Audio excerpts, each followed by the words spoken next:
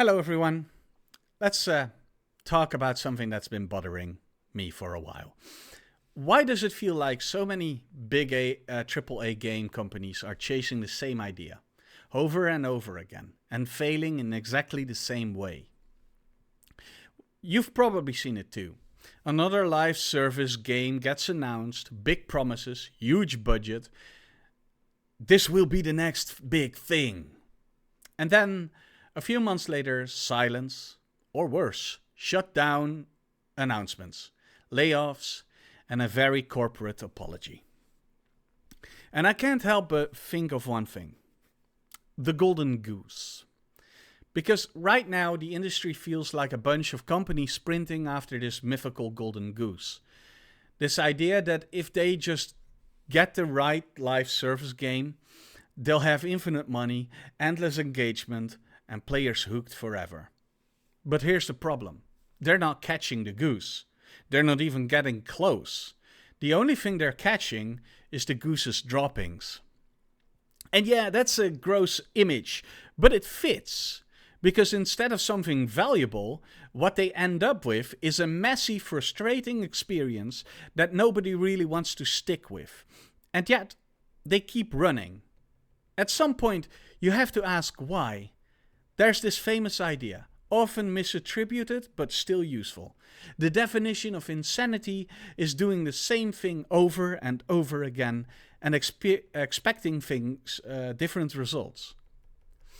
And that's exactly what this feels like.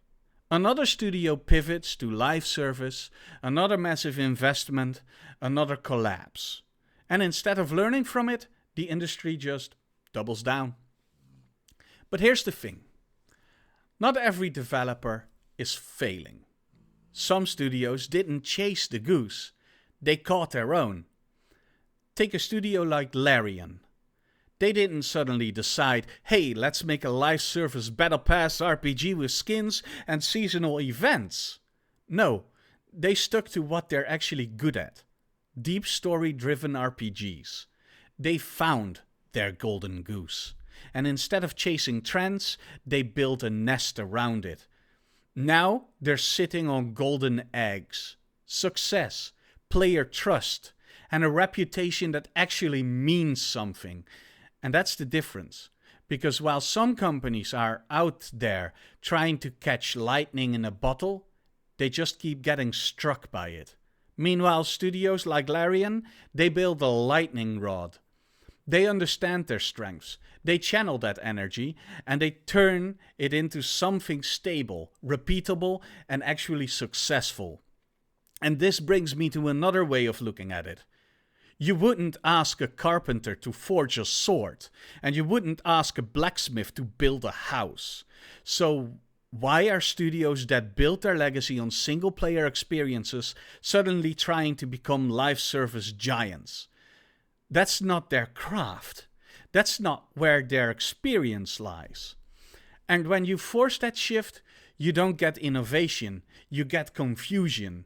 You get bloated systems, half-baked mechanics, and games that feel like they were designed by a committee chasing trends instead of people with a clear vision. Now, don't get me wrong. Live service games aren't inherently bad, but they're not a one-size-fits-all solution. They require a very specific kind of design, long-term support, and community management. And if that's not your strength, forcing it won't magically make it work. So maybe, just maybe, it's time for the industry to stop chasing the goose. Stop trying to grab at every passing trend and instead look at what made people care in the first place. Because players remember great experiences. They remember passion. They remember games that feel complete, intentional and crafted. Not stretched out to keep them grinding for the next cosmetic item. And here's the real irony. If you make something truly great, something that people love, they'll come back anyway. Not because of a battle pass, not because of daily quests, but because you've earned their trust. So yeah, maybe it's time to stop chasing golden geese and start building something worth keeping.